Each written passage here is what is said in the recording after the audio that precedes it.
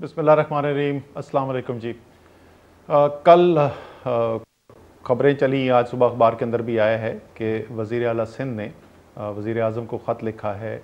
सिंध से मुताल्लिक़ जो PSDP के अंदर सालाना जो तरक्याती मंसूबे हैं जो वो शामिल किए गए, उसके ऊपर उन्होंने कुछ तहफ़्फ़ुज़ात का इज़हार किया है। अगर वो NEC मीटिंग का इंतज़ार कर लेते जो कि कल होगी, तो शायद उनको तमाम सवालों के जवाब मिल जाते, लेकिन शायद वो इस सवाल के जवाब में इंटरेस्टेड नहीं, कुछ सियासी एक बयान देना चाहते थे। खैर, ये उनका इस्तेहक़ाक़ है, उन्होंने किया। लेकिन कौम को हक़ाइक़ से आगाह कर दिया जाए और ख़ास तौर पर सिंध के अवाम को हक़ाइक़ से आगाह कर दिया जाए, इसलिए मैं आज एक मुख्तसर सी सिर्फ बात करूँगा। बाकी तफसीली बात जो है NEC मीटिंग के बाद कर लेंगे। चीफ मिनिस्टर साहब ने कहा है कि जी जब से ये हुकूमत आई है तो सिंध के साथ तासुब किया जा रहा है और बहुत कम उनके मंसूबे जमा किए जा रहे हैं। सिंध के अवाम के ऊपर जो है वो तरक्याती अखराजात नहीं किए जा रहे और दूसरे सूबों में ज़्यादा किए जा रहे हैं। तो सबसे पहले तो मैं ये अर्ज़ कर दूं कि जो आखिरी 3 साल थे हमारी हुकूमत आने से पहले, आप उसमें एलोकेशंस देख लें। जो सिंध के अंदर वफाकी मंसूबों के लिए पैसे रखे गए, पैसे मुख्तस किए गए, वो आप अमाउंट उठा के देख लें और आप पिछले साल, ये साल जो अभी जारी है और जो अगला साल जिसका भी ये PSDP बनाया गया है, जो हम कल डिस्कस करने के लिए जा रहे हैं, उसको आप जोड़ लें, तो जो हमारी हुकूमत के ये 3 साल हैं, उसके अंदर उन 3 सालों से कम कोई 32% ज़्यादा रकम रखी गई है। मैं दोबारा दोहरा दूँ, ज़्यादा रकम रखी गई है। 2021-22 का जो PSDP कल NEC के सामने रखा जाएगा और इंशाल्लाह उसकी मंजूरी होगी, उसमें से लिए जो सिंध के अंदर मंसूबे होने हैं, उनकी जो रकम रखी गई है वो रिकॉर्ड रकम है। वो पाकिस्तान के किसी भी सालाना तरक्याती प्रोग्राम के अंदर सिंध के सूबे के लिए इतने मंसूबे नहीं रखे गए। शायद वज़ीर आला इसलिए कंफ्यूज हो रहे हैं कि वो सिंध के अवाम और सिंध की हुकूमत के अंदर तफरीक नहीं कर पा रहे। वज़ीर आला साहब, आप सिंध की हुकूमत ज़रूर हैं, आप सिंध के अवाम नहीं हैं, और पैसा हमने खर्च करना है सिंध के अवाम के ऊपर, सिंध की हुकूमत के लिए नहीं। जो पहले पैसा गया है सिंध की हुकूमत के पास, उससे बड़े शानदार सरे के अंदर महल भी बने, उससे स्विट्ज़रलैंड में डायमंड के नेकलेस भी मिले, उससे दुबई के अंदर टावर भी खड़े हो गए और पता नहीं क्या क्या कहाँ दुनिया में, फ्रांस में जायदादें बनाई गई, लेकिन वो सिंध के अंदर नहीं लगा पैसा। सिंध के अवाम जानते हैं मैं क्या बात कर रहा हूँ, चाहे वो शहरी हों या देही अवाम हो। बाकी पाकिस्तान वालों को शायद अंदाज़ा ना हो कि इस वक्त सिंध के कितने बुरे हालात हैं, आप एक तरक्याती पहलू से। ये वो वज़ीर आज़म के तरक्याती पैकेज का ऐलान किया, उसके अंदर शहरी इलाकों को भी कवर किया गया और दही इलाकों भी कवर किया गया, और टोटल अजला जो इन 2 पैकेज में कवर होते हैं वो तकरीबन 18 अजला जो हैं वो कवर होते हैं। और इसमें जो वफाक की सरमायाकारी, जो वफाक अपने PSDP से और वफाक जो अपनी पब्लिक प्राइवेट पार्टनरशिप अथॉरिटी के ज़रिए जो मंसूबे करवा रही है वो मिलाकर, और उसके अलावा जो बाकी वफाकी इदारे हैं जो अपने बजट से ये अखराजात कर रहे हैं, वो 1000 अरब रुपए से ज़्यादा बनता है जो 3 साल के अंदर सर्फ की जाएगी। सिंध के अंदर कभी किसी वफाकी हुकूमत ने तारीख में इतना पैसा नहीं खर्च किया।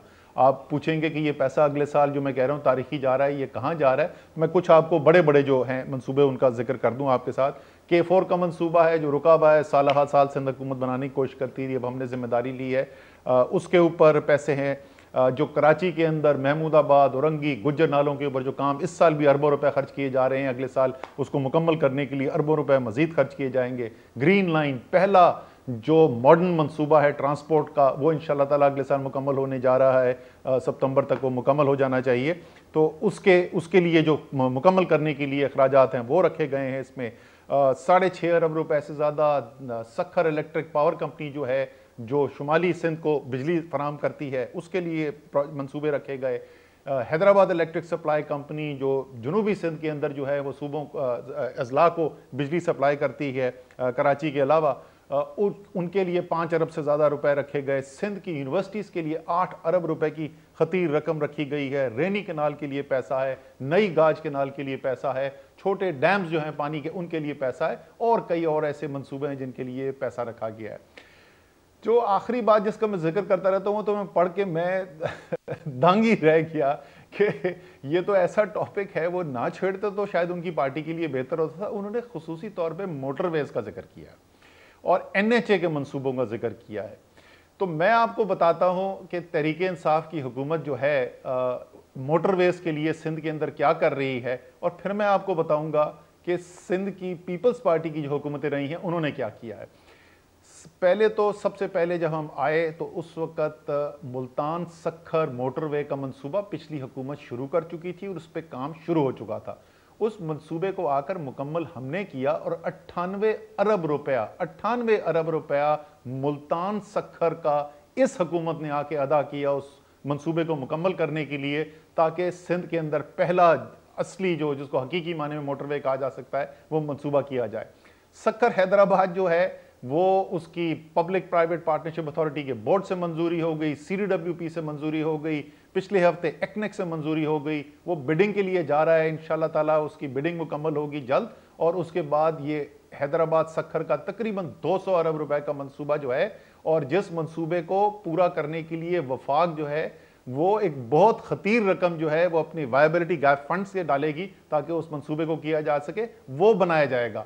तो अगर मैं ये दोनों मंसूबे उठा लूं, 98 अरब रुपए वो 200 अरब रुपए से कुछ ज्यादा, तो 300 अरब रुपए तहरीक इंसाफ की हुकूमत जो पहली दफा वफाक में हुकूमत बना रही है, जिसकी सिंध में हुकूमत नहीं है, 300 अरब रुपए इन मोटरवेज के ऊपर काम कर रही है जो सिंध की तारीख की पहली मोटरवेज है। अब मैं आपसे पूछता हूं वजीर आला साहब, 6 दफा सूबे में आपकी पार्टी की हुकूमत रही है, 4 मरतबा वफाक में आपकी पार्टी की हुकूमत रही है।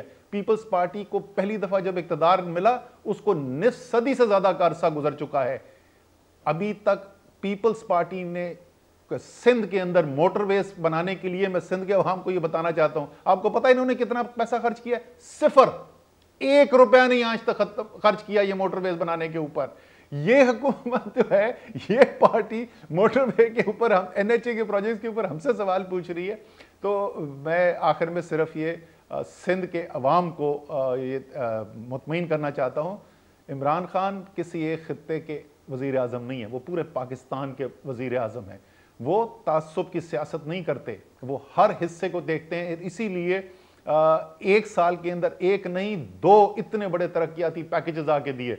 सखर में खड़े होकर उन्होंने तकरीर में कहा था 1 महीने के अंदर आपको ग्राउंड पे काम होता हुआ नजर आएगा, और आपने देखा कि इससे 1-2 हफ्ते पहले जो है मैं मुख्तलिफ सिंध के अजला के अंदर गया हुआ था, और वही मंसूबे जिनका वज़ीर आज़म के पैकेज में ऐलान हुआ था उनकी ग्राउंड ब्रेकिंग हो रही थी या उनकी इनॉग्रेशन हो रही थी, जैसे नादरा के सेंटर की हुई है। इसी तरीके से आगे मजीद और तेजी से काम चलेगा, और ये बड़ी मुश्किलात हमारे लिए पैदा करने की कोशिश करते हैं कि सिंध के अवाम के लिए कोई काम ना हो सके।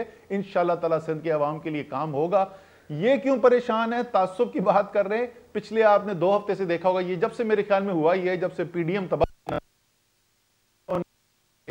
तो वो जो उनका ख्वाब थे कि वज़ीर आज़म बनेंगे, ये पता नहीं क्या होगा, इनको क्या मिलने वाला था, वो चकनाचूर हो गए। तो उन्होंने पाकिस्तान तो छोड़ दिया है, इस्लामाबाद का छोड़ना छोड़ दिया है। वो पिछले 2 हफ्ते से अगर आप देखें तो बिल्कुल एक तासुब की सियासत के ऊपर उतर आए हैं। वही पुराना कार्ड, सिंधी नेशनलिज्म का कार्ड। सिंध के अवाम जो है ये सुन सुन के 50 साल से बेजार हो चुके हैं। कभी बोलते हैं पंजाब ने हमारा पानी चोरी कर दिया, कभी बोलते हैं कि ये तासुब की सियासत कर रहे हैं। जनाब इंशाअल्लाह ताला सिंध के अवाम की खिदमत होगी और किसी को इसके रास्ते में आने नहीं दिया जाएगा। बहुत बहुत शुक्रिया।